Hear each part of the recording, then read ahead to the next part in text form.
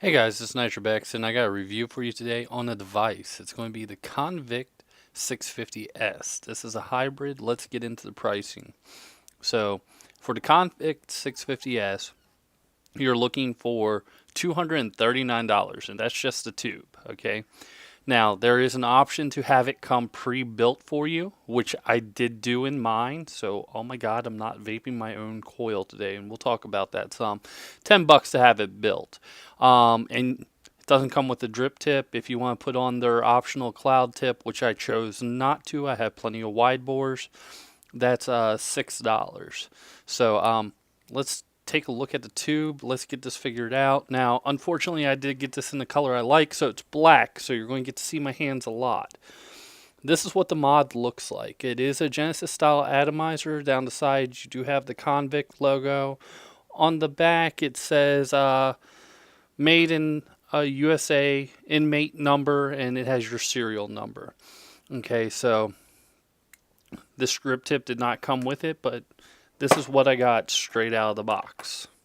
Okay, so let's start breaking it apart. On the bottom, there's two different switch styles. I chose to have the recessed switch. There's also one that has cutouts. I have a copper switch straight through and through. It's got an aluminum body. It has a keeper clip on the pin, so it's not real easy to get in there and tinker with the switch, unfortunately, but it is a solid, good, hard-hitting switch.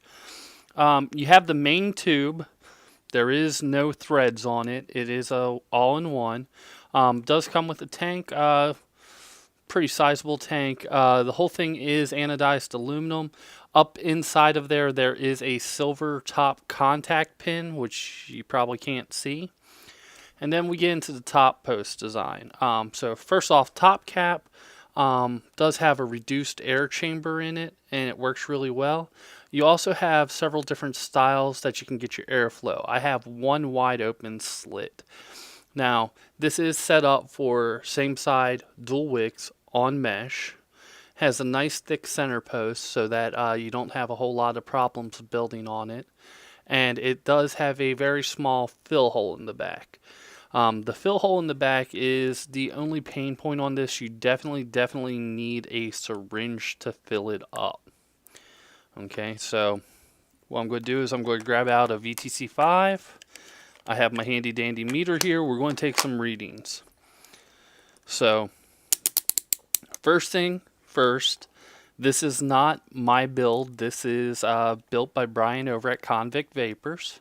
Came pre-built for me. I told him I wanted a very low build. So I have checked this out, but let's make sure, since I've been vaping it, that it's not changed. I'm testing from the bottom of the mod to the center post, and it's still reading 0.3 ohms on the nose, so that's good. Let's get a voltage test on this battery. The battery,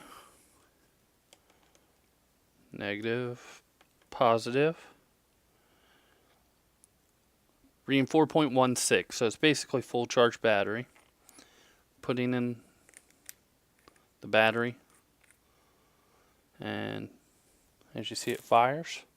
We're going to go ahead and test it under load.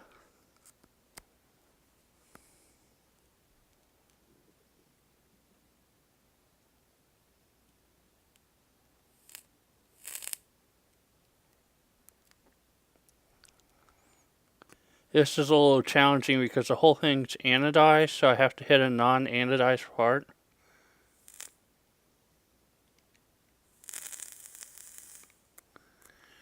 .89 under load. So that's actually really good. Let's throw this on, have a vape. Let's talk a bit about the vape experience.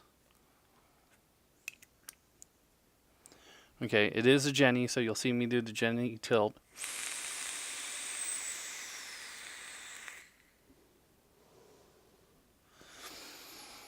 Okay, being a 0.3 Genesis style atomizer with that wide open airflow, He recommends stainless steel wicks, which really do help it keep up. This is a 50/50 Mad Cat Vapors Chalk the Mint.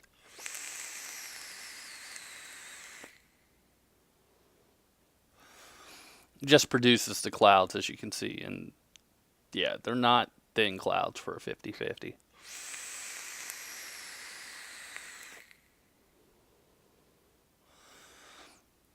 The switch has a very, very soft throw. The button takes almost no effort to push it at all.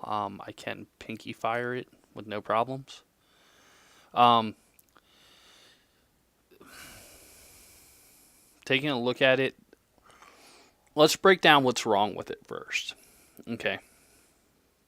Only problems I have with it so far is you definitely need a syringe to fill. It would have been nice if you had channeled it in so I could have filled it with like a juice bottle. Taking a look at it, it does flare out towards the top. So if I'm standing it up in a not mod stand, it likes to tilt over and fall over. Not a huge deal, but still it is a little bit top heavy compared to other devices I've had. The ergonomics in the hand, though, where it starts to flare out, it sets right in the webbing of your finger, so you can middle finger or ring finger fire it nice and easy. I haven't had a bad hit off this switch yet. With the stock build, it tastes great. He uses eco wool to insulate the wick, so it does have a little bit of a burn-in period. Took me maybe 15 minutes to get past the flavor of that. That top, let's get into the parts I like now. The airflow options are really awesome. Having that wide open slit, being a sub-ohm dripper, I really like that feel of that vape.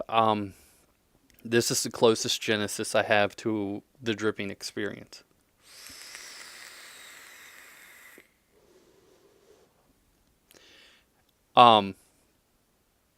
The reduced airflow in the top really helps concentrate the flavor.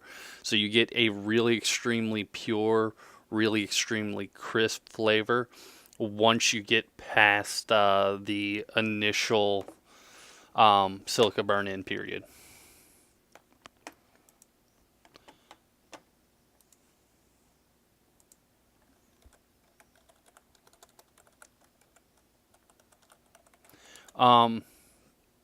Every type of drip tip I've put in fits extremely well. The threads are extremely, extremely smooth on it. It's aluminum, so it's a light mod. It's not carrying around a heavy brick all day. The switch, even though I haven't rebuilt it, is extremely smooth. It's got an extremely short throw.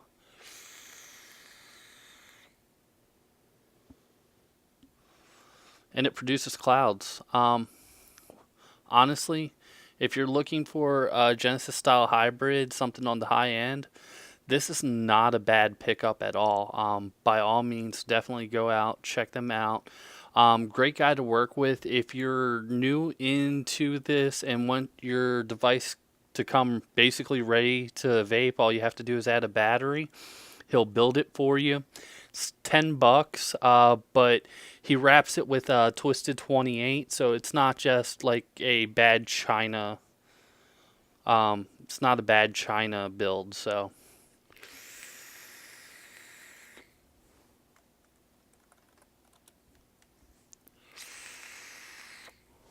Yeah, I like it. I can't recommend it enough. Again, if you're looking for a hybrid style vape, the Convict 650S will take you a long way. Now, I do know, I wanted to save this for the end of the review, I do know a lot of people are getting more and more into copper devices.